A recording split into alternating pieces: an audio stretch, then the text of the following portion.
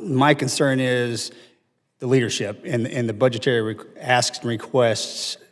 Mr. Rosendale brought up a good point to you, Mr. Jacobs. He asked for a specific number, which you handed the football off to Ms. Graham, and Ms. Graham was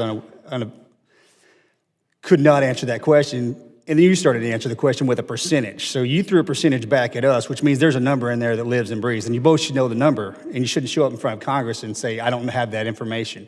And then Mr. Ellenhall, you passed it off to Ms. Murray over there about the record-keeping capabilities of the VA or the lack thereof. And I'm assuming for the past 10, 20, 30, 40, 50 years, you've been doing the budgeting system the exact same way, since there is obviously a lack of a digital footprint that handles that problem set. Is that correct, Ms. Murray?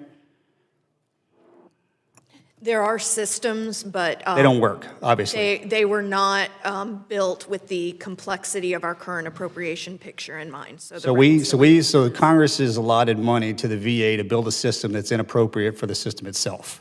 We are in the process of transforming into a newer system. Kind of like the electronic healthcare records that does not work after the billions of dollars that we're spending on it. So my question is, since we have, and as the chairman spoke, and I'm assuming every other member and every veteran sitting on this side of the aisle, plus the ones that are over there, we want an answer of why this is happening.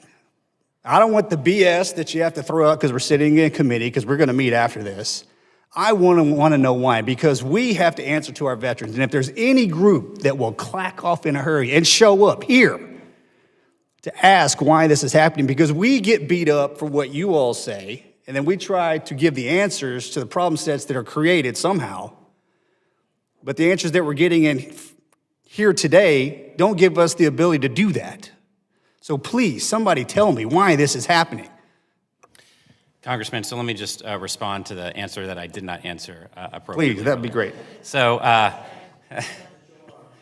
it's approximately $1 billion that we were under at the end of August. It takes us, like the VHA system, we don't have a day-to-day reporting on the obligations.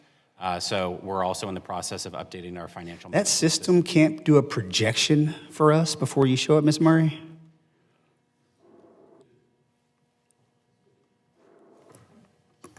I'm sorry. Yeah. It's okay. If Mr. Murray was here, I'd be yelling at him. Ms. Duke, I apologize, but put that on the record somewhere. Thank you. I'm sorry. Yeah. My apologies, ma'am. No worries. So your question is about whether our system does the projections? Yes. The system is the accounting system that shows the status of funds on a day-to-day basis. But you can't do an annual projection of previous years to say, hey, we're going to be plus or minus? We have additional systems that we use for those projections. So we didn't use it? No, we did, and that was what informed our requests at the time that we... The request was incorrect, obviously, because we turned out we didn't need it. Yeah? Somebody? If I could, Congressman. Sure. You asked why we're here, and I'm going to give you the reasons. The first and most important... I know. I got them right here in front of me.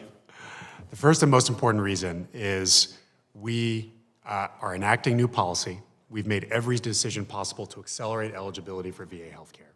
And we did not know what that picture would look like. And ultimately, what we did was actually enroll more veterans than we expected. And we saw reliance on our system go up on average for every single veteran because we were doing all this outreach and trying to build trust. We made a prediction. That prediction ended up being very close to ultimately what we had to spend. The second reason is, just like every other agency, I think this was the motivation behind the agreement. The Fiscal Responsibility Act had us tighter than we would have expected in FY25, meaning the fluctuation of about 3-4% on which about $6.6 billion represents just over 4%, really matters. It puts us up against the line on what the funding we have available. And so the combination of the Fiscal Responsibility Act and not knowing exactly how much we would grow and how much demand would grow is the reason we are here. Nonetheless, we do have to work on budget formulation. We have to implement this new system that gives us more real-time data. Veterans deserve that. Congress deserves better information about how our budget is going to look, and that I definitely concede. Ms. Duke, do we have, or Mr. Ellenhall, do we have a projection of when that system will be activated? And I'm running out of time, so throw it at me. I'm ready. We will start transitioning VHA this coming fiscal year. Okay, thank you. Mr. Chairman, I yield back. Thank you.